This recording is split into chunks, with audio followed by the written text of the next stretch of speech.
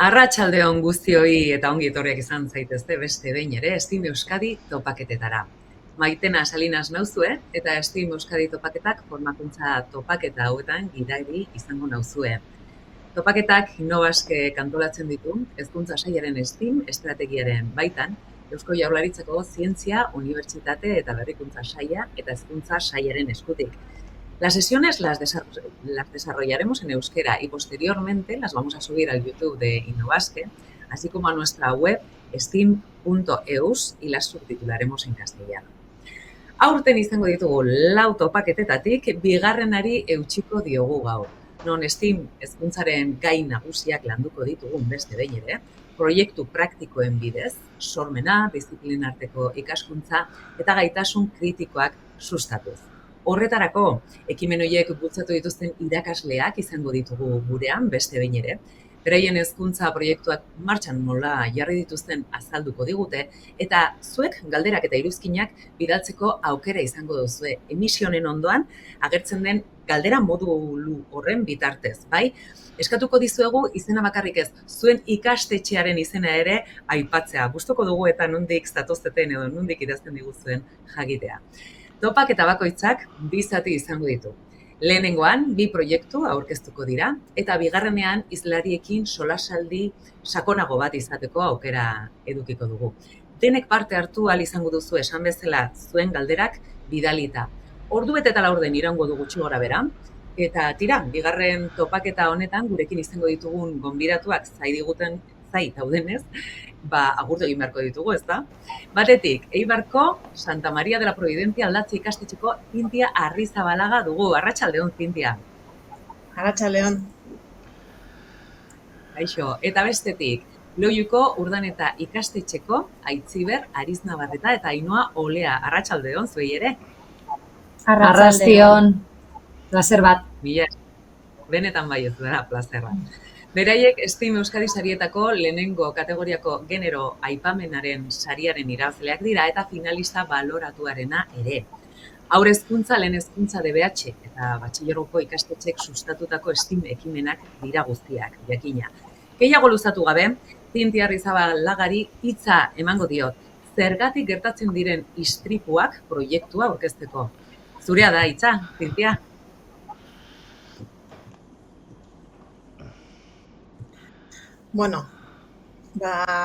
Hor ikusten duzue, gure proiektua zergatik gertatzen dira istripuak. Hor argazkitxo batzu, gure ikastetxekoa, gu ikastetxe txikia gara, aurreskola dakau, eta gero, batxilergora arte gurekin egoten dira, eta ikastetxea Eibarren dago. Gure helburua zein esan zen, ingenieri lana egitea. Ez? Kotxe bat sortzea, piezak ezagutzea, neurketak, montatu, montaje horretan, ze gauza gertatzen dira ondo, gaizki, hori egiteko edo kotxeak sortzeko okurritu zitzaigun, Formula 1ko eskuderietan ikasleak antolatzea, ez? Hor dituzue, Ferrari, Aston Martin, McLaren, Red Bull eta Mercedes. Orduan, talde bakoitzean arduradun bat zegoen, ez? Formula 1ko simila hartuta, jabe bat, ez? Ferrari jabea, Aston Martin, eta gero, ingenieri desberdinak. Nola egin dugu? Metodo zientifikoaren pauso guztiak jarraituz, ez? Azaldu genizkien pauso guztiak, hor ikusten dituzutenak, ez? Eta proiektua horrela izan, behaketa bat egin genuen, galderak gero hasiko naiz, dana pixka bat azaltzen, ez? Beraiek ikusteko, gauzak sortzerak orduan, metodo bat egon behar dara, ez? Prozesu bat egon behar da, eta derrepente gauzak ez direla sortzen zuk nahi duzulako, ez? Hasi behar zalera, gauza txiki batetikan, gero handia sortzeko. Zelan egin genuen, ez? Gutxi gora bera, proiektu antolatu genuen, eta 3 irakasgaietan barneratu genuen, edo 3 irakasgaietatik ateratzen da proiektua, ez? Matematika, plastika eta inguruneko klasetatik. Ez gelditzeko lako proiektu bat txertatzen duzuna, eta derrepente gero ja estuitzen zarela, behin genuen astebeteko moldaketa bat, eta proiektuari pixkat garrantzia eman, ez? Irakasgaien ordutegiak aldatu 2 orduz jarraian eukitzeko eta aste osoan zehar proiektu honen inguruan lan egitea, hainbat irakasle eta hainbat ordutan, ez? Eta irakasgai bakoitzean proiektuaren zati bat egiten genuen, ez? Irakasgaierekiko erlazioa sakana. Arlo digitalarekin, egin duguna da, gure ikasleak klasun bitartez lan egiten dute, erabiltzen dute, orduan, talde bakoitzak portfolio bat zuen, lan egiteko beste modu bat berri bazan, beraientzako, ze beraiek txikixa dira eta ohituta dauz, kuadernoan lan itxera, eta, orduan, laugarren maila izateko, zaila izan zen, ez, beraientzako, baina, egin zuten. Talde bakoitzak kuaderno bat zuen, portfolio bat kuaderno moduko bada, eta kuaderno horretan, metodo zientifikoaren pauso guztiak zehazten ziren, eta pauso bakoitzean egin beharreko bat zegoen. Eta beraio joan behar ziren, egin beharrekoa, eta gero hor jun, beraien azalpenak ematen, edo galderak erantzuten, edo argazkiak txertatzen, depende, ebaluaketara arte, ailegatu arte. Zelan jarri genion erronka ikuspegia, ez? Behaketaren ondoren, ez? Kotxien inguruan hitz egin ondoren, istripuen gaira ailegatu ginen, trafikoko web orrialdea begiratu genuen, han seinaleak ikasi genituen, hor joku batzuk dauz, seinaleak non jarri, ze pasatzen den kotxiekin, abiadura, ez? Herri baten barruan, kanpuan, multen inguruan, istripu moten inguruan, zeintzuk istripu gehiago, neska, mutilak, zelako istripuak, ez? Hori buruz, eta gai hori ere bai etxera eramaten eta galdera hori egiten etxian, zergatikan gertatzen diren istripuak. Eta orduan, denon artean, ailegatu ginen hori, abiadurak eragina zekala edo abiadura izan zitekela eragin handiena izaten zuena istripuak izaterako orduan. Orduan, guk jakin behar genuena da, abiadurak benetan eragina duen istripuak gertatzen direnean, ez? Aber erlazioa dakan. Orduan zein genuen, kotxeak sortuko ditugu. Talde bakoitzak seinale bat eta 2 kotxe sortu behar ditu. Zelan egin genuen? 3 bideo jarri genizkien, hemen daude, hemen dago bat, eta kotxeak sortu behar zituzten. 3 bideo horietan kotxe desberdinak zelan montatu azaltzen dago. Batzuk izan ditezke eje triangularra dutenak, beste batzuk laukiak, eta agertzen da ze material behar duten kotxe bakoitza montatzeko. Orduan, beraien lana zein zen, bideoak ikusi, bideo aukeratu, ze kotxe mota egingo zuten, kotxe hori egiteko ze material behar zuten, material hori neurtu egin behar zuten, hori ikusten dituzue dibujo teknikoko, plantilla batzuk moduan, hemen dauz, danak, batzuk ikusten duzu, batzuk lauki moduan, besteak triangularrak, orduan, nolako piezak, zeintzuk moztu, zeintzuei zulotxoak egin, zeintzuk pegatuko ditugu, eta behin papelian eukita gero, modu digitalean egin bazuten, hor ikusten duzu Aston Martineko marrazkitxoa, hor Pinterest erabili zuten, eta saiatu behar ziren papelean zuten hori, digital ere bihurtzen. Behin erabakita hori, nolako kotxea egin behar zuten, egin behar zutena da montatu baino lehen, 2 kotxeak sortzeko behar zuten material guztia, aukeratu, hartu, moztu, prestatu, hori ikusten dituzue argazkietan tapoiak, erroberak egiteko, pajita horia, barruan dakate beste palito bat, orduan material guztia eta gero montatu. Montatzen hasten zirenean, konturatzen ziren, neurketak ez eguazela ondo, berriro atzera bota, berriro neurtu, berriro moztu, zedana ondo euki arte ezin zuten kotxea montatu. Montatzen hasten zirenean, silikoonako pistola horrekin hasten zirenean, pegatzen zuten behar zutena baino gehiago. Orduan, konturatu ziren, ze garrantzia dakan, egin behar dutela justo bideoak esaten duena, bestela kotxea ez dabil. Eta hori ibili ziren, aurrera eta atzera, gauza montatzen, mozten, berriro egiten, eta hor frustrazioak, eta berriro, eta moztu duzu gaizki, eta ondo, eta baina, hemen dakazue beste argazkitxo batzuk, kotxea montatzerakoan konturatzen ziren benetako kotxeak dituzten gauzak, ez? Adibidez, horre roberetan ikusten dituzue, gomatxoak, ez?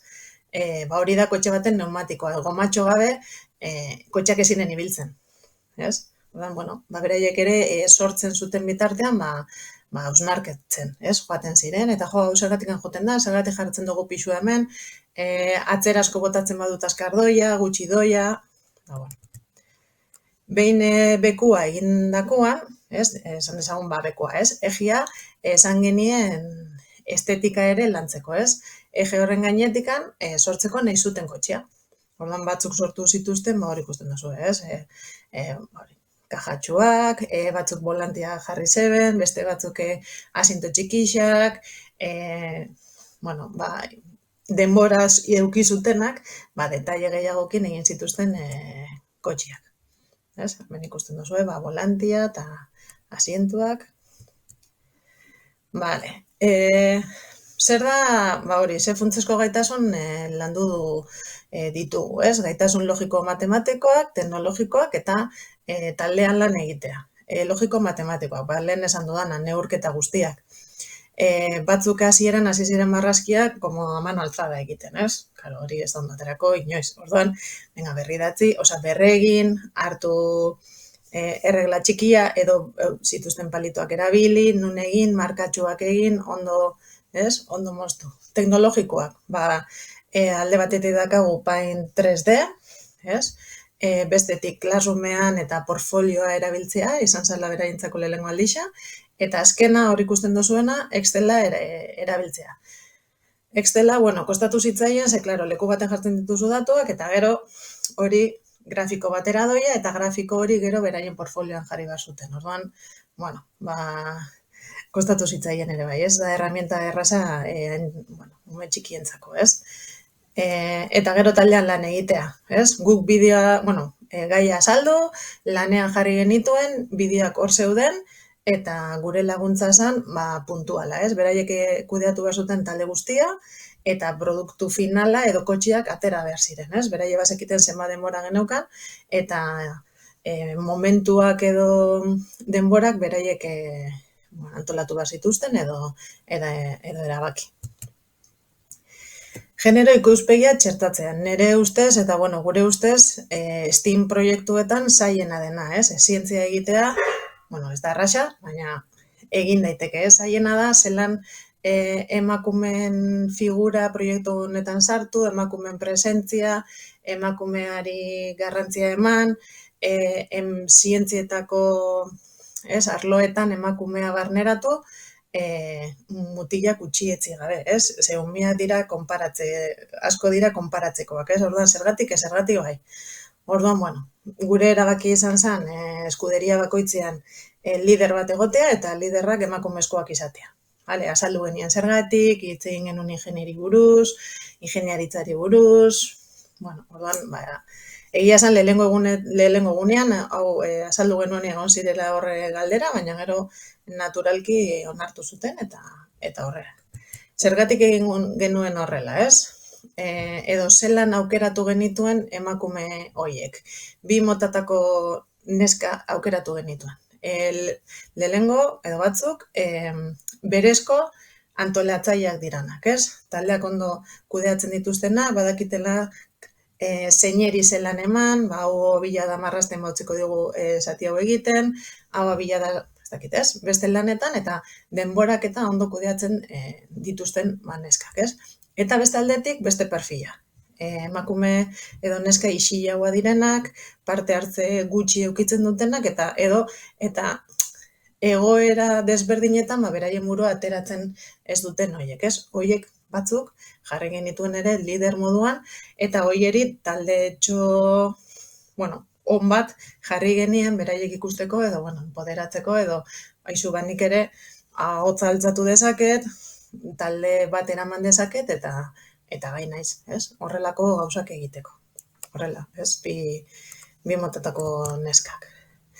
Emaitzak, hori, pauso guztiak ematen ez badituzu, gauzak ez dira ateratzen. Hori konturatu ziren, hasi orduko eta mosten hasi orduko. Gauzak orden batekin egin behar dira, garbi eduki behar dozu dana, danak egin behar dute egin beharrekoa, bestela lana ez da ateratzen, hori argi gelditu zitzaien.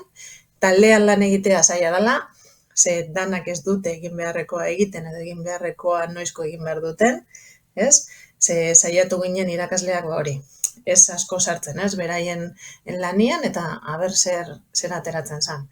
Egia da, naiz eta gu gutxi egon taldeekin, ez? Edo bereiei lana egiten, talde guztiek bi auto sortu zituzten eta seinale bat, bale? Gia da talde bakoitza, kotxe desberdinak atera ziren, batzu bakarrik azpiko eje horiek egin zituzten, ez zuten denbora gehiagorako izan, eta beste batzuk jau ikusi dituzutenak, ez? Karkas handixak eta detaile askoki. Bale, jarriko izkizuet bideotxo batzuk.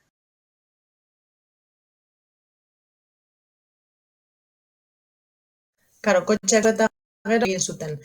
Kotxea stop seinalean gelditu behar zen, eta atzetikan beste kotxea bota behar zuten, lehengo kotxe hori jo gabe, ez? Eta hor konturatzen ziren, atzera zenbat eta gehiago eman, indar gehiago hartzen zuen, ez? Eta seinaletik pasa hoitzen da, ez? Eta gero kontrolatu behar zuren aurrera tatzerako momentu hori.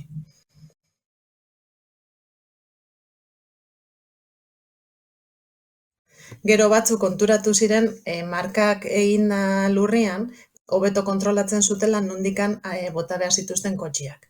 Ez? Karo, zenbat eta gehiago ibili, konturatzen ziren abiaduraren garrantziaz, ez? Esan dezagun. Opa. Eta gutxi gora bera hori.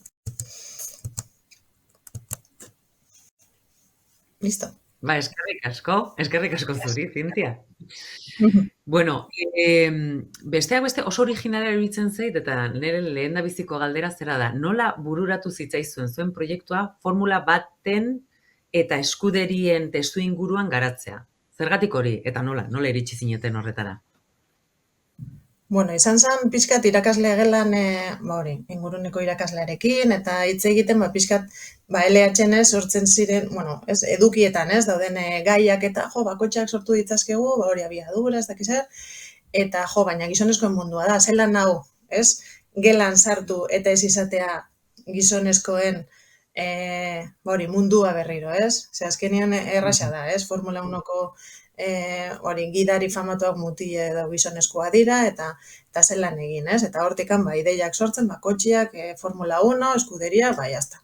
Mundu hori sartuko dugu, baina sartuko dugu giro batekin, eta izango dira emakumeak garrantzia gehien dutenak. Gelan landu genuen, ingeniari bat zer da? Karo, euskeraz ez da asko igartzen, baina erderaz esaten dozunean, ingeniero beti maskulino ateratzen da. Ez, orduan, ingeniero ez, ingeniera zer da, jun etxera, galdetu zer da nori, zer egiten dute, zer sortzen dute, ez? Edo zer mota dauden. Eta gero gelan landu, ez? Itzein genuen Formula 1ko emakumezkoen, ez? Gidariak daudena, dagoela Formula 1 bat emakumezkoen adana bakarrik, gero beraiek, ez? Hasi ziren begiratzen, eta Dakarrean dago emakumezko bat oso garrantzitsua ere bai, ez? Gelditu dana, ez dakit irabazle, baina hiruren artean, seguro, aurreko urteko Dakarrean irabazle, ez? Orduan, hasi ziren konturatzen emakumezkoak ere kotxien mundu honetan, zegoazela, ez? Eta pixkat hori, ez? Hartuko dugu mundu hori, eta sartuko dugu beste modu batean. Eta hori, irakasleen arteko elkarrizketa baten, ez? Ondorioz. Artegu eman batean. Beti ere, proiektuak garatzen hasten geanen, orduan konturatzen gara zerk funtzionatzen duen hobeto, akaso ze tokira gehiago jarri behar dugun, edo gogo gehiago, edo akaso gauzak bestera batea hobetu. Zuen kasuan, hurrengo ikasturteari begira, nun txertatuko dituzue hobekuntzak? Vale, bi arlo argi eta garbi. Bat da, talde kudeaketa, kasu honetan esan dizuedan moduan, ez gara sartu, ez? Edo gutxienez, ez? Zuek kudeatu, orduan talde batzutan gauza juntzinan super ondo, ez? Sortzen, egiten, ideiak egingo dugu, biharko ekarriko dut, ez dakiz zer, eta beste batzuk esan dizudana, ez? Ejeak de milagro, osea, sortu zituzten, baina, bueno, orduan, karo, zein jartzen dugun talde horretako gidari, bueno, eragina daka, ez, talde horren funtzionamenduan. Baina, konturatu gara, nahiz eta, ondo aukeratuak egon pertsona horiei, lagundu behar diegu pixkal lana banatzen. Ez genien egin igual, olako papel bat, ez? Zen lan daude, ez? Zeineri emango diozu, pixkati egin zen, como sobre la marcha beharraren arabera. Eta datorren urterako, ikasturte honetan, pixkat antolatuko dugu, edo emango diogu antolatuta, gidatu behar duen pertsona hori pauso guztiak. Ez? Pixkat aurreratu ze erabaki joan beharko dan hartzen. Berak behar bada aurretik erabakitzeko edo gurekin zeineri zer eman, noiz eman, zeineri zer esan azkar hori marduela, eta nola esan, ze txikixa dira eta azerretu itxen dira beraien artean, ez? Kendu didazu, nik nahi dut hau egin, orduan, pixkat lagundu horretan. Eta gero bestetik, montajian. Erabili ditugun material guztiak berrerabiliak dira, palituak, aurikola, dana ondo, baina erruberak, beraiek probatzen hasten zirenean lurrian, laugarren aldiraia erruberak solta huitzen ziren, kanpoko goma hori kendu itzen zan, bideoan agertzen da, ez? Bat hasten da jartzen eta goma kendu itzen zaio, eta kostatzen zitzaien, jabein kotxea montauta eta base bilela, probak egitea eta azkenean apurtu itxe ziren kotxiak. Orduan, pentsatu duguna da, pixka salto bat eman eta errobera batzuk erosi, pila bat erosi, ez izatea atzerako kotxe bat, bizik eta pila dakana. Orduan, arlo teknologikoan pixkat salto bat eman, kotxe horiek gehiago erabilial izateko, eta bestetik taldearen kudeaketan hobekuntzak sartu. Bueno, interesgarria izango da ikuste, datorrenean zer, datorkizuen. Ederra, mila esker, Zintia, geroxago egongo gara elkarrekin, eta orain bigarren proiektuari emango diogu paso. Eskerrik asko eta gero arte. Bai. Esan bezala, gero arte, bigarren proiektuarekin goaz, Aitziber Ariz Navarretak eta Ainhoa Oleak Insects Essence of Life proiektua aurkeztuko digute. Zuena deitza? Arrastion. Kaixo, arratsaldeon. Bueno, gure izena Aitziber Ariz Navarreta eta Ainhoa Olea da. Urdaneta ikastetxeko lehenengo zikloko irakasleak eta estimarloko arduradunak. Aldez aurretik gure proiektua saldu baino lehen, gustatuko litzaiguke estimarloak gure eskolan duen garrantziari buruz hitz egitea. Duela 2 urte, eskolak estim hezkuntza plana sortu zuen, haurrezkuntzatik batxilergora jarraitu beharreko jardun ildoa zehazteko. Honetan oinarrituta, erabaki garrantzitsu bat hartu zen. STEAM ikasgaia sortzea. Hori dela eta, gure ordutegiaren barne, STEAM arloa, STEAM ikasgaia, 2 orduz eskaintzen da. Hau da, sortu ditugun proiektu interdisiplinarrak ordutegiaren barne eramaten dira aurrera. Ingelesez, eta eraipatzekoa da 3 hilabetero proiektua aldatu egiten dela. Gure proiektuak Insects Essence of Life du izena, 2. mailako 152 ikasle gutxi gora bera eta 3 irakaslek eramaten dute aurrera, eta bertan intsektuen ezaugarriak, funtzionaltasunak eta hauenganako errespetua eta ardura garatzen saiatzen gara. Eraipatzekoa da, STEAM ikasgaiaren barnean sortzen ditugun proiektu guztiak, egunerokotasunean aurki dezakegun arazo erreal batekin lotzen ditugula. Azken finean, ikasleak errealitatera hurbildu nahi ditugulako. Jakingo duzuenez, ikerketa zientifiko askok adierazten diguten bezala, intsektuen hainbat espezie desagertzeko arriskuan daude. Azken finean, desagerpen honen abiadura nahiko kezkagarria da, ekosistema askoren ongizatean eragiten duelako. Gure diapositiban, arazonen inguruko 2 egunkarik idatzitako berrien izenburua aurkeztu nahi dizkizuegu, baina pizkatxo bat ulertzeko zergaitik aukeratu dugun gai hau. Hasteko National Geographic aldizkariak idatzitako berria daukagu, ¿por qué están desapareciendo los insectos en todo el mundo? Una crisis silenciosa y que hasta cierto punto ha pasado desapercibida, pero el alarmante declive en las poblaciones y biodiversidad de insectos está poniendo en peligro a algunos ecosistemas. Eta bestetik, Bizkaia Irratiak publikatutako beste albiste bat, Unai Ugalde biologoak idatzitakoa. Intsektuak egoera latzean dagoz, batez be guk eragindako kalteen ondorioz. Egoera hori ikusita, gure ikasleek animalia hauen munduan murgiltzea nahi izan dugu. Gure etorkizuna direla kontuan harturik, azken finean, intsektuenganako jarrera positiboa garatu nahi dugu.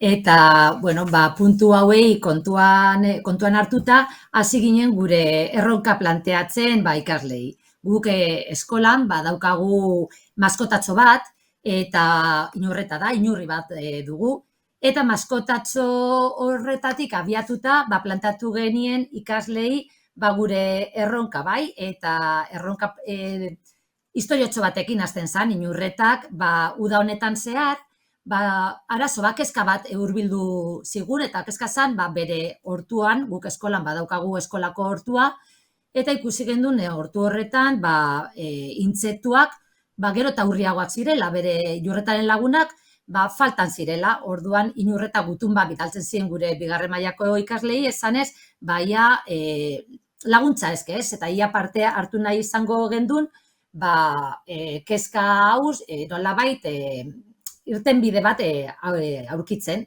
Eta ikasleen laguntzarekin sartu ginen intsektuei buruz gehiago ikasten eta aztertzen eta esperimentazio bitartez aurkitzen soluzio bat edo ikusten zer gertatzen zen. Eta ezin arloko proiektu honetan ezagutza desberdinak martxan jarri genituen. Erronka bat, galdera bat planteatzen zitzaien, eta galdera horri erantzuna bidalatzeko hainbat ekintza, esperimentu, ikerketa jarduera, produzio artistiko, eta aurrera bidali ziren, eta horretarako baita ere gendun sortu genuen landa kuaderno bat. Eta landa kuaderno hau, hemen ikusten duzuen hau, beraiei ikasleen artean partekatu gendun, beraiei banatu genien, eta hor, bai hipotesiak, bidean zehar sortutako esperientzietatik ateratako aipamenak, ondorioak, eta apuntatzen joan izan gara. Eta proiektu honen luzapena 12 saioetan zehar eraman da aurrera. Garrantzitsua da komentatzea gure proiektuaren helburuak zeintzuk diren zehaztea, bai? Eta hemen ikusten duzuen bezala, hauen artean badaukagu genero estereotipoa gainditzea, azkenean zientzialariaren figura hori gizonezkoa ez dela zertan izan behar, eta emakumeek ere badaukatela hor garrantzi handia, eta horretarako elkarlana sustatu genuen ikastetxeko eite diren ez bakarrik irakasle eta ikasleoan artean, baizik eta familiaren gana ere, ez? Familian gana ere hurbildu ginen, familia asko izan genituen hor, beraien burua agertu zutenak ikastetxera hurbildu, eta beraien esperientziak ikaslego eta irakaslegoaren artean partekatzeko. Horretaz gain sormen artistikoa garatu genuen, STEAM saio horretan, horrek esaten duen bezala, hainbat ekintza artearekin erlazionatutako ekintza landu ditugu proiektuaren zehar, baita ere metodo zientifikoan murgildu gara, kontuan izan dugu metodo zientifikoaren hildoak urratsak zeintzu diren, eta umeak ere hortan trebatu ditugu, baita ere hiztegi zientifiko batean nolabait landu beraiekin, eta beraiek ere hiztegi horrekiko harreman gertua nolabait irakasten saiatu gara, eta STEAMeko konpetentzietan trebatzen baita ere, bai. Eta batez ere ikasleei erronken aurrean modu kritiko eta autonomo batean jokatzen, ez? Azkenean, espiritu kritiko hori nolabait sustatu nahi genuen ikasleen artean, beraiek modu autonomo batean protagonismo guztia beraiei emanik, planteatutako erronkei irtenbide bat aurkitzen eta esperimentazio prozesuaren ondorio horietara heltzeko, zein urrats jarraitu eta nola ondorio horiek plazaratu. Bueno, bestetik, STEAMek bateratzen dituen arlo horiek, science, technology, engineering, arts, mathematics, arlo bakoitza nola landu edo hauen ezagutzak gure proiektuan nola integratu ditugun, hobeto ulertzeko, arlo bakoitzean edo arlo bakoitza lantzeko aurrera eraman ditugun jarduera batzuk aipatuko ditugu. Adibidez, zientzia arloa lantzeko, egun batean gure eskolako hortura joan ginen eta intsektuen behaketak eta datu bilketak egin genituen. Horretarako, kit bereziak erabili genituen. Bestetik, beste egun batean, inurrien menu gogokoena zein zen ezagutzeko, esperimentu bat burutu genuen klasean bertan. Edo beste jarduera bat adibidez, egon ginen intsektuen datu bitziak edo bereziak bilatzen eta honen bilketa bat egin ostean, kartel edo horma irudi erakargarri eta informatzaile batzuk sortu genituen. Kartel hauek beste ikasle eta irakaslegoarekin partekatu egin ziren. Haiek ere aurrera eraman dugun proiektu honen berri edo parte izateko helburuarekin. Bestetik, teknologia edo ingeniaritza alderdi edo arlo hori daukagu, nola landu dugu hori, hasteko Aitziberrek komentatu duen bezala, gure azken produktua intsektuen hotel bat sortzea zen. Intsektuen hotel hori sortzeko zur xafla desberdinak erabili genituen. Ikaslei plano batzuk eman genizkien eta plano horiekin edo plano horiek jarraituz intsektuen hotelak eraiki zituzten. Horrez gain, haiek ere bere plano propioak sortu zituzten, azken finean intsektuen hotelaren barruan logela desberdinak sortu behar zirelako. Intsektu bakoitzak material bat behar du bizitzeko, adibidez erleak kartoizko xaflak nahiago ditu. Haiek ziren hotelaren barnean egon behar ziren logela horietako materialak planoan zehazten zituztenak. Eta, hemen argazkian ikus dezakezuen moduan, hotel hau ez gain, 3 dimentzioan intsektu batzuk sortu zituzten. Arte arloan, lehen aipaturiko intsektu hauen sorkuntza, material desberdinak erabiliz, eta hotela apaintzeko patroien teknika jarraitu zuten. Beste alde batetatik, matematikak aipatu behar dizuegu, azkenean, STEAM siglen artean matematikaren lanketa dago, eta nola burutu genuen, hilabetero ikasleek datu bilketa bat egin izan zuten. Hemen adibidez daukazue apirileko datu bilketa, zenbat intsektu zeuden, kontabilizazio bat eramaten gendun, horretarako keiketak, zenbakizko datu ordenak lantzen zituzten, konparazioak, eta horrela baita ere, nolabait matematika arloetako zenbait kontzeptu modu esanguratsu batean, zentzuzko praktikoan, eta ikasleengan hurbil suertatzen ziren eite horretan landu genituen. Horrez gain, aipatutako kompetentziaz gain, kompetentzia digitala ere lantzen genuen, ez?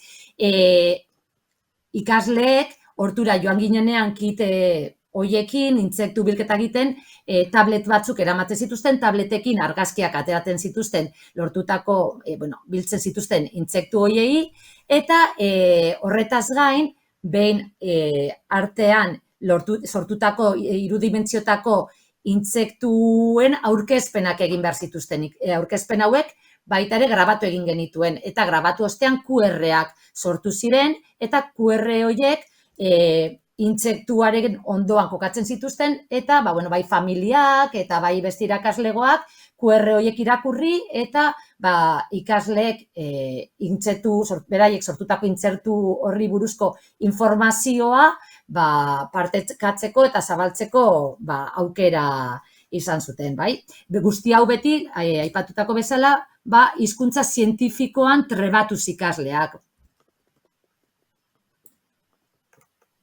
Horretaz gain, metodologiari buruz, proiektuetan oinarritutako metodologia erabili izan dugu, eta planteatutako erronka hau jarraitzeko, beti metodo zientifikoan oinarritu gara, bai? Eta erronka hauek beti galdera bat planteatzen zaie ikaslei, kasu honetan ia intsektuak zertarako garrantzitsuak ote ziren, edo gure egunerokotasun horretan zer nolako, abantailak edo zer suposatzen zuen gurentzako intsektu horiek gure artean izatea, hipotesia planteatzera bideratzen ditugu ikasleak, hipotesi horiek nolabait bildu egiten dira, ondoren datu bilketa dator, hau da, ikasi behar dute zergaitik diren garrantzitsuak intsektuak edo zergaitik ez, bai? Eta nolabait beraiek plazaratutako hipotesi horiek zuzenak diren edo ez diren korroboratuko ditugu. Horretarako, esperientziak, datu bilketak, hainbat ekintza planteatzen dira, eta azkenan ondorio batzuetara heltzen gara. Eta ondorio horiekin gero, zer egin? Ondorio horiek plazaratu behar dira, partekatu egin behar dira. Eta horretarako, ezagutza zientifikoa eraikitzeaz gain, hizkuntza zientifikoa ere ikasi behar dute, erabilpen hori bai nola datuak plazaratzerako orduan, baita ere ondorio horiek zelan aurkeztu, modu desberdinak, eta azkenean, azken produktu horretara heltzeko, bai, azken produktua hotela. Beraiek, 12 saio horietan zehar, sortutako hotel hori burututako hausnarketa guztien ondorio izango dena. Azken finean, beti protagonismoa ikaslei zabaltzen zaie, beraiek izango dira ibilbide horretan irakasleak gidari izanik, bai ezagutza eta bai ondorioetara helduko direnak. Eta talde lana ere sustatzen da, azkenean taldean lan egin behar dute, taldean lan egiteak suposatzen duen guzti horrekin, ez? Nolabait errespetuzko jokabideak lantzea, akordiotara heltzea, espiritu artistiko, kritiko eta autonomo hori sustatuz ere, ez da? Azkenean gure helburua zen, ez bakarri zientzia, baizik artea ere, nolabait hortara lotzea, eta produzio artistiko desberdinak erabiltzea azken produktu horren emaitzaren islada izan daitezan. Bueno, zuekin proiektu honen emaitzak partekatzea ere gustatuko litzaiguke. Hasteko, orokorrean ikastetxeko edo proiektu honetan parte hartu duten pertsona guztien jarrera nahiko positiboa izan da. Hala ere, gure lehenengo urtea zenez, hainbat galdetegi irakasleen eta ikasleen artean hainbat galdetegi banatzea eta burutzea erabaki genuen. Azken finean, gure proiektuaren emaitzak zeintzuk diren jakiteko. Hasteko, ikasleek aurrera eramandako proiektuaren balorazio bat egin zuten, eta hemen ikusten duzuen galdetegi hau erantzun zuten. Batez ere zertarako, gehien eta gutxien gustatu zitzaien jarduera zein zen adierazteko. Aurretik aipatu dugun bezala, gure ikasleak direlako gure ikaskuntza, irakaskuntza prozesu honen protagonistak. Horrez gain, familiak haien seme-alaben ikaskuntza prozesuaren parte izan dira, hitzaldietan parte hartuz, horrez gain, Aitziberrek komentatu duen bezala, familiei QR bat helarazi zitzaien, QR horretan sartuz bere seme-alaben aurkezpen bideoak eta argazkiak ikusi ahal zituzten. Azken finean, haiekin egon gara kontaktuan. Horrez gain, erabaki genuen, gure ikasleen lana eta sortu zituzten produktu guztiak familiekin partekatzeko, erakusketa bat prestatzea. Orduan gure eskolako pasabide zentralean, hemen bideoan ikustezakezuen erakusketa prestatu genuen. Hor ikus ditzakezue 3 dimentsioan sortutako intsektuak, intsektuen hotelak eta bestetik lehen aipatu ditugun kartelak eta QR-ak. Aipatzekoa da ere, azken finean erakusketa hau beste zikloko irakasleentzat eta ikaslentzat ere egon zela eskura. Orduan, beste mailetako irakasleak ere hurbildu egiten ziren eta QR-ak ere irakurri ahal zituzten. Eta, amaitzeko ere, gustatuko litzaiguke aipatzea, guretzat garrantzitsuena edo aipagarriena izan den edo lortu dugun emaitza bat. Eta izan da, neskek zientziaren aurrean duten genero estereotipo hori nolabait gainditzea edo apurtzea.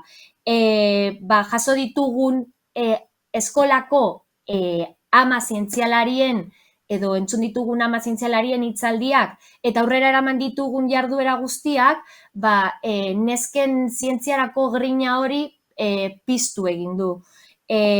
Horrez gain,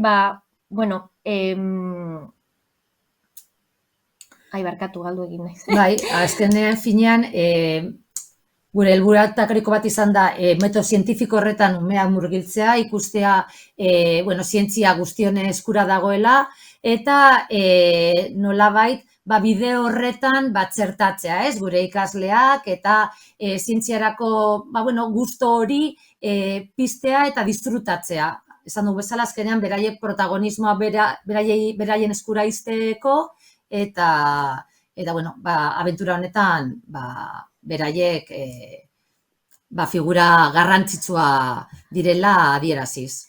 Egia da oraindik nahiko goiztela konpetentzien garape hori buruz hitz egiteko, baina badakiguna da, STEAM arlo honetan Urdaneta ikastetxeak proiektuak sortzen, sustatzen eta aurrera eramaten jarraituko duela. Guretzat azken finean hau delako etorkizuna. Eta eskerrik asko guztiagatik eta gure aurkezperantzutagatik. Aitzi Berainoa, eskerrik asko zuei zuen esperientzia bertaratzeagatik. Mila esker. Kurrikuluma kontutan harturik. Galdera bat botako dizuet, mahai ingurua iriki baino lehenago. Ze tresna erabiltzen dituzu ikasleak ebaluatzeko? Azken finean sortu dugun guztia, bai landa kuadernoa, bai proiektua, gure saioetan erabiltzen ditugun aurkezpenak, guztiak guk sortutakoa da. Orduan, azkenean erabaki genuen gure ebaluazio sistema propio bat sortzea.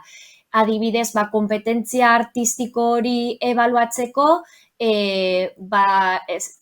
zerrenda batzuk sortu genituen, edo ikasleen konpetentzia zientifikoa ebaluatzeko, balioespen eskala bat sortu genuen. Azken finean, guk sortutako proiektua da hasieratik sortutakoa eta ebaluazio sistema ere propioa eta guk sortutakoa izan da. Etxean egindakoa, ikastetxean kasu honetan, ez da? Bai, dekretuan oinarrituta, kompetentzia espezifikoa kontuan harturik, baina bai guk sortutakoa. Oso ondo, mila esker, oain galdera gehiago etorriko dira, ados? Esan diezaiogun, ongi etorri eman diezaiogun berriro ere Zintiari. Zintia, oso ondo, kaixo berriro ere. Ikusten duzue, entzun dituzue bata, bestearen proiektuak, ezagunak dituzue jada. Zuen esperientzian oinarrituta, zein izan da edo zer izan da ikasleei gehien interesatu zaiena? Zer da gehien erakarri dute, erakargarriagoa egin zaiena prozesu guzti honetan, Zintia? Gure kasuan, ja proiektua aurkezten dozunean, ja motivazioa hasi itzen da. Porque ja urtetzen zara betiko lanetik, liburuak, lanak egin, zuzendu, etxeko lanak, orduan, sartzen zarenean gelara eta esaten duzu, venga, lantzen ari zarete gai hau, eta honekin ingo dugu gauza berezi bat, antolatuko dugu, hori, astea, ingo dugu proiektu bat, ingo ditugu kotxiak, eta ja motivazioa da, ja, amen goia. Ordan sartzen dira lanean super ondo. Ez, gero urtengo da, hobeto, txartuo, taldeak ibiliko dira hobeto do txartuo, baina ja lan bereziak egitea eta zientzian lan egitea interesatzen zaie pilo bat. Ze ona, Ados. zuen kasuan Ainhoa, berdina pasatu da.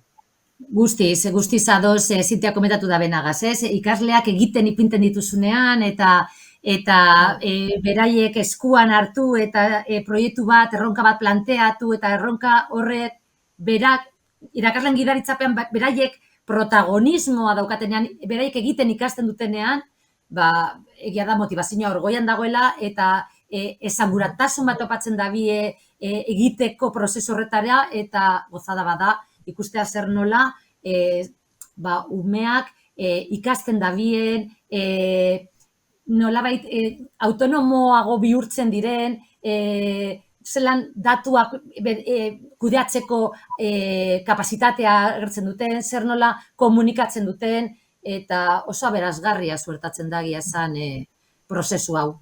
Azken finean ez direzela jarraitzen ohiko saioen pausoak, ezta? Agian nahiek normalean liburua ireki edo aurreko azalpen bat emon, azkenean martxan jartzen dituzu eta aurrera eramaten dituzten jarduerak beti dira desberdinak. Gure kasuan pasilloan ikusten zituzten, ez, aurreko urtetakoak, eta gu ez genuen hori egin, zergatik zue, guk ez, eta txikiagoa direna, guk ingo dugu, eta ja ikasturte honetan hasi dira galeten. Noiz egingo dugu proiektua? Orduan, ez, zientzia horretan sartzen dira, ez? Edo ez bakarrik lan egiten daudenak, baizik eta ondoko, ostras, hor, ze pasatzen ari da, eta hori interesgarria da, ez? Oso, eta gure kasuan... Bai, esan behar nuen den gizarteratzea, azkenean, hori, eskatzen dutela, guk egin dugun hori besteek ikusi dezatela, ez da? Hori da. Eta gure kasuan aipatzekoa da baita ere, guzti hori familiengan nola heldu dan. Familiak bolondrez aukerzten beraiek ere parte hartu nahi zutelako. Eta azkenean sortu genuen, halako zerrenda luze bat, famili parte hartzaile bolondrezeneak, eta beraien parte hartze hori, beraien ezagutza zientifikoiek baita ere ikas komunitatean, partekatu nahi horretan, eta nolabait ez bakarrik ikasle horien guraso, aita eta amak, ere zer nolako interesa, sortu zen. Nolabait, elkarren arteko, aberastasun iturri bat suertatu zen STEAM proiektu hauek aurrera bidaltzea, guztiak oso modu positibo, erakargarri eta goza bat izan da. Azkenean zuk esan duzuna, akaso gakoa hor dago komunitatean, ez da? Nola komunitatean ikasi, nola komunitatean partekatu, nola komunitatean gizarteratu. Badago galdera bat Zintiarentzako, Nadiak egiten dizu IES Artaza Romo Leioatik, eta zera dio, zenbat urte dituzte ikasleek? Ja, konturatunez gero ez dudala esan, LH laugarren mailako ikaslea dira. Hori da, laugarren maila bai aipatu duzu, baina akaso LH bai komentatu izan. Bai, txikiak. Txikiak bai, komentatu duzu bezala. Zuen ustez, zein izan da edo zeintzu dira erronka handienak? Ze erronkak hartu dituzue eta gainditu ere egin dituzue, ez? Irudimenat, pentsamendu zientifikoa ere erabiliz. Oraintxe bertan, hemendik aurrerako erronka handiena Ainhoa zein izango litzateke? Gure kasuan, hausnarketa bat egin genuen eta esan genuen, nolabait proiektu hauek zabaltzea, hau da, kolaborazio vertikal handiago bat sustatzea, ez? Gure kasuan proiektu hau lehen hezkuntzako 2. mailan burutu zen, baina gure erronka horretan badago vertikaltasun horretara zabaltzea eta implikatzea baita ere beste etapa batzuetako ikasleak. Komentatu dugun bezala, hotela egiterakoan, umeek beraien bozetuetan, diseinu bat egiten zuten, gero hotela aurrera eramateko, baina safla horiek, egurrezko safla horiek, ja ematen genizkien, eta xafla horiek burutzerako orduan, gure erronketako bat da nolabait inplikatzea DBH-ko ikaslegoak, eta hor, baita ere proiektuaren parte sartu, agian, marrazketa teknikoaren bitartez, xaflak sortzea, berai mostea, guregana ekartzea, eta horrela, proiektu hau, vertikalki ere edatzea, ez? Eta ikastetxeko implikazioa nolabait areagotzea. Eta komentatu dugu askotan ere, vertikalki eta horizontalki. Azken finean, gure jarduera bat adibidez da, intsektuen ahozko aurkezpen bat egitea ingelesez. Bagian, ingeleseko irakasleekin hitz egitea eta nolabait luzapen bat egitea. Beste ikasgaietan ere nolabait lantzea proiektuaren barnean egiten duguna. Azken finean, gu bi ordu dauzkagu egin nahi dugun guztia egiteko, eta batzuetan ez daukagu denbora askorik jarduera guztiak aurrera eramateko. Bai, Zintiak horrela egiten du, baiezko esaten du ere. Zuen kasuan ere, denboraren kudeaketa nola izan da? Zema denbora eduki duzue guzti hau aurrera eramateko? Bueno, alde horretatik antolaketa bat genuen eta dana desegin eta sortu guk hori egiteko. Orduan denbora, karo, irakasleak ez galtzen dituzte ez dakize ordu, nahi da ez dakize ere eman, orduan hori antolaketa bat genuen eta horretara egon ginen. Neuan nolan bai egiten, berak esaten dabena, ez? Goikuekin ere bai, gauzak integratzia, ez? Gure kasuan DBH-i bigarren mailako ikaslei kontatu genia zertan are ginen txikixekin, eta beraiek matematikako irakasgaian egin zuten, aurkitu zuten interneten olako kotxe bat eta distraktoriak eta agertzen zirenean, gelditu inbaziran, ez? Istripo gertatzen zan edo ez, eta ibili ziren olako ikerketa txiki bat egiten distraktore desberdinekin, mugikorra irakurtzen edo betaurreko moduko batzu jartzen, gelditzen ziren seinaletan edo ez. Proiektuan ez dugu integratuz izan zen jarduera txiki bat, baina hor egin genuen nolako, saiatuko gara nagusiekin lan hau partekatzen eta bereiek zatitxo bat egiten. Eta gustatu zitzaien, txikixek egiten zuten, eta egingo dugu eta horlako estadistika batzuk atera zituzten, distraktore desberdinekin, mugikorra irakurtzen moduan, beste ariketa bat egiten, gidatzen moduan, eta zaila da bestiekin elkartzea, zebe ordutegiak ez dira igualak, irakasgaiak ez dira igualak, zaila da. Baina, hor, aman komunea sortu daitezke sareak, ez da? Akaso igual oraindik ez dakigu nola, baino egin daiteke eta garbi dago, ez? Ondo funtzionatzen duela, beste kasu batzuk ere ezagutu izan ditugu hemen Steam topaketetan. Teknologiari dagokionez, teknologia digitala bere erabilera arduratsua, zein garrantzitsua den, eta nola erakusten ari zarete baita bestelako erabilerak izan daitezkela divertigarriak, ez da? Baita, divertigarri ez bakarrik gamer moduan dituzten jokuak, baizik bestelako erabilera divertigarriak badaudela. Aitziber Ainhoa, nola izan da esperientzia hori? Nahiko, gainera ez dugu aipatu lehen, baina tabletetan aplikazio bat erabili gendun eta aplikazio horrekin ordura joaten zirenean eta argazkia egiten zutenean, argazkia aplikazioan sartuz, aplikazioak esaten zizun ze motatako intsektua zen eta zeintzuk ziren intsektu horren ezaugarriak. Orduan azken finean hori erabiltzea edo haiek ikustea QR-ak sortu genituenean eta tabletekin QR horiek irakurtzen zituztenean bere bideoak ikusi, bere argazkiak ikusi, haientzat motibagarria izan da. Batez ere ikustea teknologia digitalak ez direla bakarrik erabiltzen, ez jolasteko, ez YouTubeen bideoak ikusteko, aukera gehiago dauzela. Badagoela aukera didaktiko bat ere, eta aukera didaktiko horiek ere, zan ondo divertigarriak zen daitezkela, ez? Ikasteaz gain, parte hartze beste motatako bat ere sustatzen duelako. Zintia, erlazio hori baita, ez da? Kotxiak marrasterako, sortzerako orduan Paint 3D, zu sortzen duzu kotxia, baina gero Paintak ikusten dizu mugitzen, atzekaldea ikusten, goitik bera, orduan, depende zelan mugitzen zenun kotxia, neurketa bat behar zenun, aurrek aldetik, betik, azpitik, zuk ere gauzatxoa jartzen, eta hori teknologia ez dela, beraiek itzen dutena jolastu, baizik eta, ostras, hemen eskutan dakadan hau, hemen, ordenagailuan eduki dezaket, nik nahi dudan moduan, edo, ondo, oso posiki biliziren. Bestetik ere, lehenago aipatu duzu eta oso interesgarria iruditzen zaidana da, hizkuntza zientifikoaren erabilera. Ezagutza, erabilera, naturalizazioa, normalizazioa, beste hizkuntza bat ere bada. Ez? Zuen kasuan nahi ziderainoa, ingelesez eta gainera hizkuntza zientifikoak. Nola uztartu dituzue bi hizkuntza mota hauek eta era natural batean, zertan oinarritu zarete? Kontuan eduke behar duguna da zein den gure helburua. Gure helburu garrantzitsuena zen ikasleak eroso sentitzea.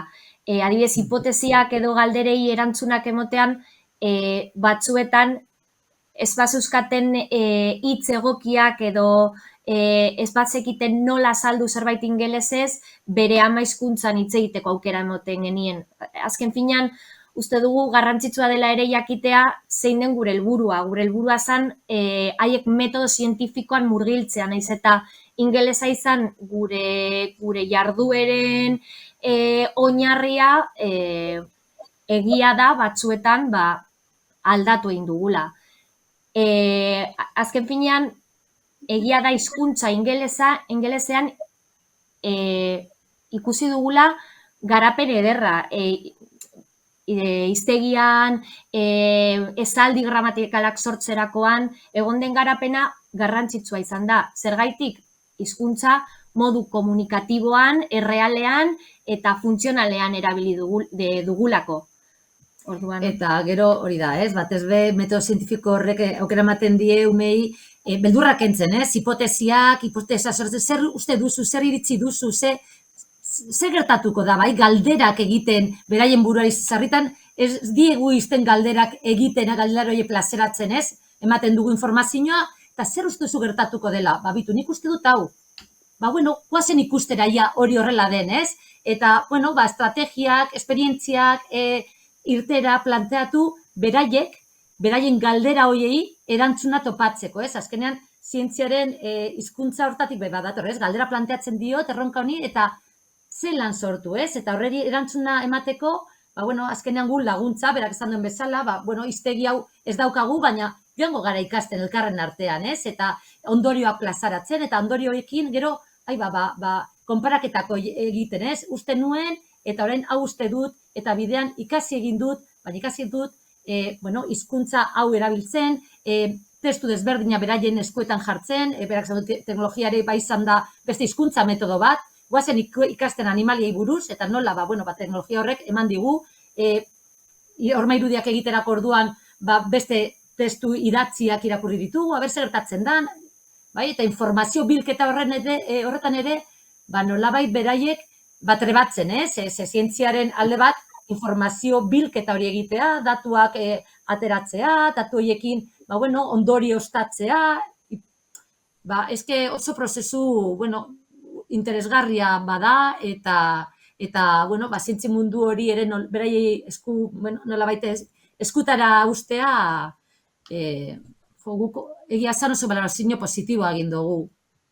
Txikitzoak dira. Bai, askotan erantzunean jartzen deulako garrantzi osoa, eta esatezu ez galdera bera ere, hain garrantzitsua da erantzuna bezala, ez da? Hor baitago, harreman horretan dago aberastasuna. Jose Mari Etxabek, magisteritza Donostiatik, zera dio, zorionak, oso esperientzia berazgarriak dira, arazo nagusienak zeintzuk izan dira, ordutegia, dirua, motivazioa, irakasleen parte hartzea, denbora, antolakuntza, bota ditu batzuk. Tintia, zein izan da, guzti hauetatik edo akaso besterik, lehenago aipatu duzu zerbait? Gure kasuan materiala dana berrerabilia zen, orduan materialarengatik ezer, dirua erez, erosi behar izan ziren gauza, hori kolak eta alako gauzak, merkea dira, arazoa ez da hori izan, irakasleak prest ere bai, eta gainera ondo egon zen, ze irakasleak emakumezkoak izan ginen, zientzia egiten hori ere, txikiendako garrantzitsua da, Ze matematikakoa mutila da, gizonezkoa, gimnasia ere bai gizonezkoa da, hemen gauz 3 emakume kotxeak egiten. Onatorri gara kotxeak egitera, Orduan, hori ondo. Zaienan ere ustez, ordutegiak antolatu. Esan nahi dute, eskoletan egunerokotasunean dazkagu, hori kurrikuluma, kompetentziak ebaluatu, gaiak eman, ariketak egin, notak ez dakit noiz, egunero gabiz, 1000 gauzekin eta jendeari esatea izu, hau ere garrantzitsua da, gauzak landuko ditugu, baina beste modu batean, eta hor, bizkat, ematen du, beldurra edo gero ematia denbora eman beharreko gauza guzti horiek egitera. Baina ondo antolatzen dozunean eta ondo azaltzen dozunean, hasi eta bukatzen den prozesu badala eta denbora bat emango diogula eta, nik uste dut sartzen direla, baina kostatzen da eguneroko ordutegi trinko hori kendu eta hasiko gara beste gauza batzuk itzen. Zaiena ordutegiak. Eta bestiekin koordinatu behar zarenean eta gainera ordutegi desberdinak dituzutenian oso zaila. Bueno, erronka latza, baino malgutasuna ere hor dago, ez? Gu ere malguak izaten ikasi behar dugulako alegia. Claro. Aizibera Ainhoa, zuen kasuan? Gure kasuan ordutegiarena, lehen komentatu dugun moduan, erraz, gure ordutegiaren barnean 2 ordu dauzkagu estimeko proiektuak aurrera eramateko. Niretzat, zaiena, ez dakit Aitziberrentzat ere zaiena dan, hasieran nire buruari galdetzen nion, ez da? Ondo aldago, proiektu hau estim oinarriak jarraitzen ditu, proiektu hau estim arloak, edo proiektu honek estim arloak lantzen ditu benetan, sortzen dozu zure proiektua gogoekin, ez dakit zenbat denbora inbertitu dugune proiektua egitera, aurkezpenak egitera, materiala prestatzera, baina askotan da, benetan ondo aldagoen ala ez. Gero, proiektu aurrera eramaten dozunean, eta zure ikasleen iritziak, eta beste irakasleen iritziak, eta familien iritziak entzuten dituzunean, pentsatzen duzu, bueno, bai, ondo egon da, baina hasieran beti beldurragaz, ez dakizu proiektu hori aurrera eramatean ze nolako emaitzak emango dituen. Baina batzutan beldur horiek, batzutan proiektuak ere ez dira ondo ateratzen. Orduan, beldur horiek kendu behar ditugu, bestela proiektuak ez dituzu gitzen. Beti dago norbait, baina eski igual denbora gehiago, eski hori itzen badozu, egin eta ikusiko dugu, urtetzen dan, ez da urtetzen. Bai, egia esan aurrera eraman ditugun proiektu guztiak, estin proiektu guztiak, ilusioz egin ditugu, ilusioz prestatu ditugu, eta lehen komentatu duguna, ez da, jaso dugun erantzuna hain izan da aberasgarria eta positiboa eta baikorra, eta horrek ere nolabait, aurrera jarraitzeko motibatu egiten gaitu, bai, irakaslegoa. Gu, elkarlanean aritu izan gara, eta egia esan oso gustora. Sarritan, baizu zer nirik ikusi dudan, zailtasun artean, gu 3 irakasle izan gara kurtso bakoitzeko, eta gu proiektu aurrera planteatu dugunez, gustora, bai, baina batzuetan irakaslegoan dagoen, bildur hori, esatea, venga, zube bai, etorri, eta gehitu, esperientzia honetara, eta azkenean, zailtasun igual agian horretatik, esatea, ez dakit hau bildur hori, bai, beste ongan... Baina bildurra ze ona ere badan. Oso ona, txartzat hartzen dugu, esatuzu. Bildurra bizitzaren parte da, eta bildurrak esaten dizu normalean edukitzen dituzun limite horiek gainditu egin behar dituzula, eta gaina taldean gainditu behar dituzu. Ze ziraragarria den hori ere, ez? Eta estimak nola laguntzen diguten, erronka horien aurrean, akaso erantzun berriak topatzen bai, ez? Horrela da. Bai. Pikin bat izten joateko, 2 galdera ja bukatzeko, bai? Zer esango nizuke, alde batetik, Aitziber eta Ainhoa, Insects, Essence of Life, hor galdera bat badago, zer antzun diozu, galdera horri? Proiektu horrela eraman ostean, erantzun bat emon diogu galderari, baina guk ez diogu erantzuna emon ikasleak izan dira. Haiek badakite tximeletak, marigorringoak polinizatzaileak direla, badakite zein den adibidez beste intsektuen funtzioa, haiek badakite identifikatzen 2. mailan zein den intsektu bakoitzaren funtzioa. Orduan badakite intsektuak direzela gure eguneroko bizitzaren esentzia, badakite behar ditugula landareak edukitzeko behar ditugula intsektuak, lurra, gure hortuko lurra prestatzeko eta garbitzeko behar direla intsektuak, funtzio asko dituztela. Eta funtsezko direla gu hemen gaur egun jarraitzeko eta gure etorkizunak aurrera emateko, ez? Izetu barik, akabo. Gure helburua ere izan zen, batzuetan intsektuak ikusten dira zerbait animalien askagarri bat bezala, ezta? Eta ezaie merezi duten lekua emoten, eta beti ikusten dira, gure iritzia da, ezta? Ugaztunak, batez ere, ugaztunak, ze politak diren animali hauek, baina intsektuak beti uzten dira alde batera. Eta nahi izan dugu ere ezatea, intsektuak ere animalien munduaren parte dira eta ezagutu egin behar ditugu. Eta daukaten garrantzia, ez? Azkenean, plazaratzea ezinbestekoak, bai, bizitza aurrera jarraitzeko. Gertatzen zaigu ere ingurune liburuan, non uzten dira intsektuak beti azkeneko herrialdetan, eta gutxi landu egiten dira. Estigmatizatuta eduki izan ditugu, ez da, hor daude intsektua, eta esaten duzu, ez, bizitzaren oinarrian daude intsektua, ez da, denontzako hori gogoraraztea gauza ona da. Zintia, eta bukatzeko zuen kasuan, emakumeak ere beharrezkoak direla, emakumeak ere lidergotzan egon behar dutela, lidergorretan ere desberdinak izan gaitezkela. Zema gauza helburu bezala, ez? Zuen kasuan genero perspektibatik eutxita. Esan dizu dena, nire ustez zaiena emakumeak mundu honetan sartzean da, ez? Eta emakumeak mundu honetan gaudela, zientzia munduan, eta gauza asko egin ditzaskegula, ez? Eta gaudela, ez egiteko, baina ja existitzen garela, ez? Ze zaila da ez izatea modu anekdotikoan. Ze erraxa da edozein gai hasten danean, behitxu, zegoan fisika hau, zegoan kimika hau, baina hori anekdotan gelditzen da eta aurrera doiaz betiko gauzekin. Zer gainera liburuetan anekdotikoki agertzen gara edo ez gara agertzen. Orduan, zaiena da emakumeak horretan ikustea, ez? Neskatxuak esatea, ostras, hemen nago eta hau antolatuko dut. Ez nahiz egongo itxoiten aberzeinek zer esan, ez? Eta zaila hori da, ez? Barruan egotea generoaren asuntua, ez? Izatea txertatzen dasun zerbait. Bai, zalantzarik gabe. Mila esker Zintia Itzibera Ainhoa, benetan, STEAM hezkuntza bultzatzeagatik, esperientzia hauek azkenean indartu egiten gaituztelako, ez? Bai ikastetxe bakoitzean, baina baita herri bezala ere bai, beraz, mila esker eta zorionak zuen lorpenengatik. Laster arte. Eskerrik asko. Bueno, eta gure eskerrik beroenak ere nola ez, parte hartu duzuen ikastetxe guztiei, hau posible egiteagatik. Euskadi STEAM edizio honetan parte hartu duzen, esan bezala, ikastetxe zein erakunde guztiei ere mila esker. Guzti hau azkenen mugimendu bat baita, komunitatea sortzen ari baikara STEAMaren inguruan eta oso garrantzizkoa dugu. Hasieran esan dut, ziklo hau hezkuntza sailak 2018an martxan jarritako STEAM hezkuntza estrategiaren baitan kokatzen dela. Nola ez, euren presentzia ere gor izan beharko dugu, gurean. Horretarako Aitor Uriondo dugu, hezkuntza saileko ikaskuntza eta hezkuntza berrikuntza zuzendaria. Aitor, zurea da hitza.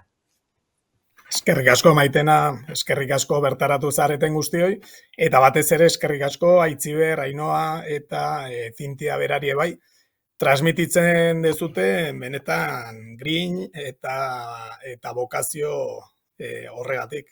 Zuen ikasleak benetan sorta handia dute eta zuen ikastetxetan ere olako proiektuak aurrera eramate hortatik, benetan zorionez eta zoriontsu eskerrak ematea besterik ez dago, ez? Batetik ikaslea jarri dezutelako erdigunean eta batez ere bi edo hirutan aipatu dezue prozesuaren garrantzia, ez? Eta galdera on hoien aurrean ikaslek topatu dituztela erantzunak eta azken finean gure lana, irakasle lana, hori da, ez? Gatoz kulturalki orain arte irakasleak erantzun guztiak ematen zituen hortatik, bere garaian, eta baina momentu honetan zuek proposatutako proiektu hauen ingurun ikusita eta erreferentzi hori erakusten dezun hortatik, bargi dago ikaslea erdigunean jartzen dezutela, eta azken finean este mundu hau aitzaki bat besterik ez da landu nahi ditugun kompetentziak eta garatu nahi ditugun bizitzarako, hiritartasunerako garatu behar dituzten, gure ikasle garatu behar dituzten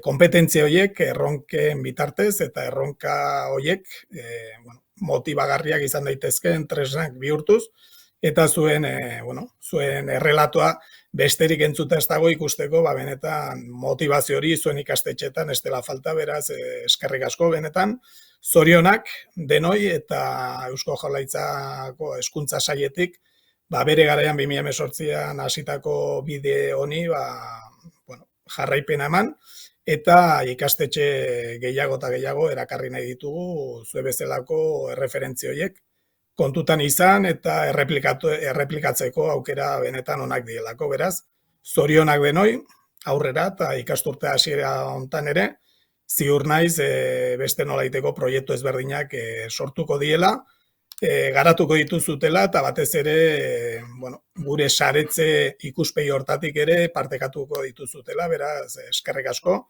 eta txalde ona izan ezazue denok. Mila esker, Aitor, mila esker zuri eta nola ez, Hezkuntza Sailetik STEAM estrategia bultzatu eta realitate egiteagatik. Eskerrik asko zuei ere, eta laster arte.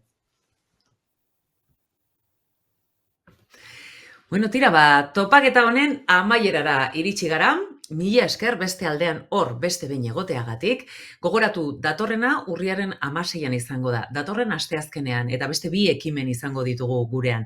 Oraingoan, Silver Botak belaunaldien arteko STEAM hezkuntza esperientzia solidarioaren inguruan hitz egingo dugu, ZIP Don Boskoren eskutik, eta UPV-HUko hezkuntzarako aplikazioen 8. azokaren inguruan, denek eta guztiontzat sortutako teknologiaren inguruan, Bilboko Hezkuntza Fakultateak eta EHUko, Bilboko Ingeniaritza Eskolak, ekarriko digutena. Besterik gabe, mila esker eta laster arte.